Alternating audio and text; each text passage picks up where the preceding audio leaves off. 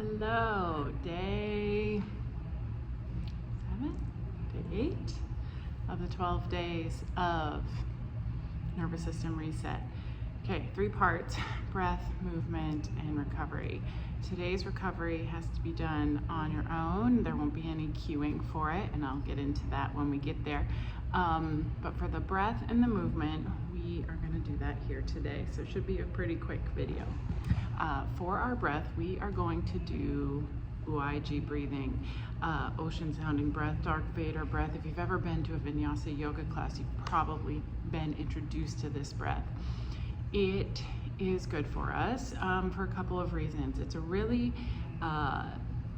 big focus on the exhale and kind of the physiology of the exhale.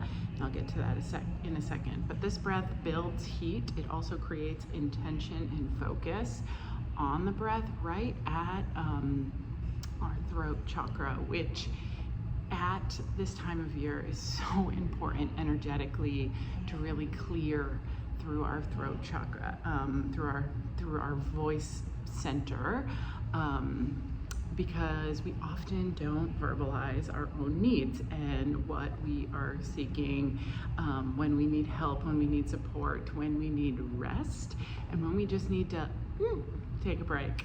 Also, competing family dynamics can be really difficult in terms of being heard, being understood. So kind of clearing through the throat chakra can help, and Uiijay Breath puts a lot of energy movement right there. So this is how we do it. This is all nose breath, but there is some throat constriction involved. So we inhale through the nose,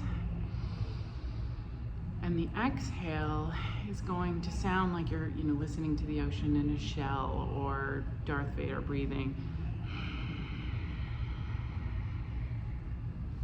Move a little closer so you can hear. Inhale.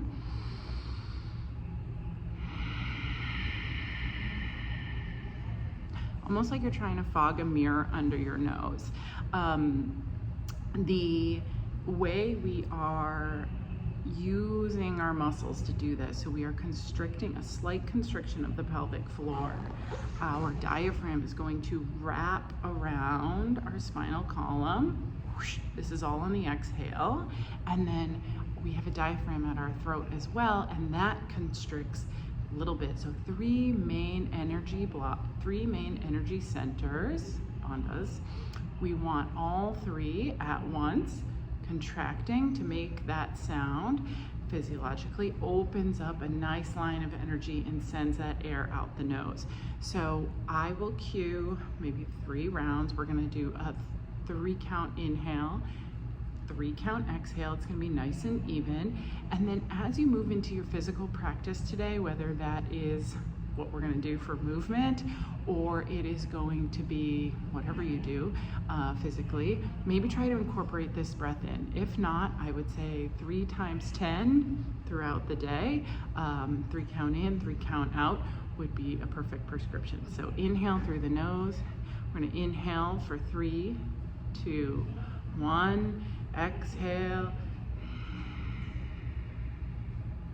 3, 2, 1. Inhale. 3, 2, 1. Exhale. I will count you. Uiijay. Exhale. 3, 2, 1. One more. Inhale. 3, 2, 1. Stay nice and tall through that spinal column. Exhale. Ocean sounding breath. 3, 2, 1. All right. So for our movement today, we're going to jump right into it. We are going to fire up some of our bigger muscle groups. So think like your quads, your hamstrings, your butt. All 3 of these muscle groups can really help get that energy and blood pumping, because they are such a large, so when we contract those muscles, we're calling for blood flow. That contraction helps circulation and get things moving, helps oxygenate and move, I never say that word right, move the energy through the body. So we are going to do some lunge, crescent toe warrior movements to really fire up those 3 muscle groups and get everything pumping and moving. You can do it with shoes or no shoes, on a yoga mat, in a gym. I'm in the gym, so my shoes are on, but here we go. You can get into this also any way you'd want, any way you'd like, and your pulses don't have to be very deep. So you don't have to go from down dog. I'll go through down dog. So here we go. So,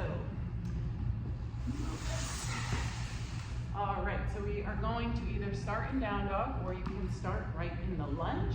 If you're starting in down dog, nice, even, inverted V shape. We're gonna lift the right leg first to start. Exhale, squeeze knee to belly, and that's your Uiijay exhale. Inhale, we rise up. As we rise, I want you to tuck the belly button so the hips are directly underneath the shoulders. Slight bend in the back knee, so we're not putting the bend in our lower back, we're putting the bend in our knee. See that? Nice and straight. First front foot is rooting down through the heel, weight is in the heel, toes are taking the weight in the back. You can always shorten and widen the stance, and again, you can pulse just a little bit, or inhale, rise. Exhale, pulse for 5, belly tight, 4, 3, 2, and 1. Stay low and hold for 5, 4, 3, 2, 1. So we are contracting quad.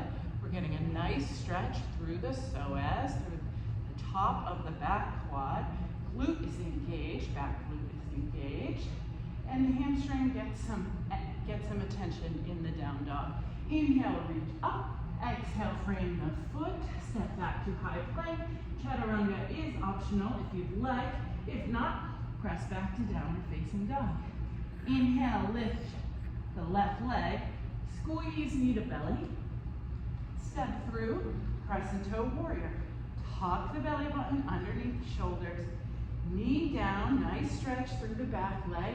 Pulse here for 5, 4, 3, 2, and 1. Hold for 5, 4, 3, 2, 1. Inhale, instead of stepping back, we are going to step forward into our chair pose. Belly buttons engaged. Everything is tight. We pulse in our chair for 5, 4, 3, 2, 1. Quads are fired up. Inhale. Exhale, Uiijay, exhale. Inhale halfway. Exhale, full. That is one round. I want you to do that 3 times. So repeat that 3 times. And that's your movement for today. All right, recovery. What are you gonna do? I want you to do something that puts you in a state of awe.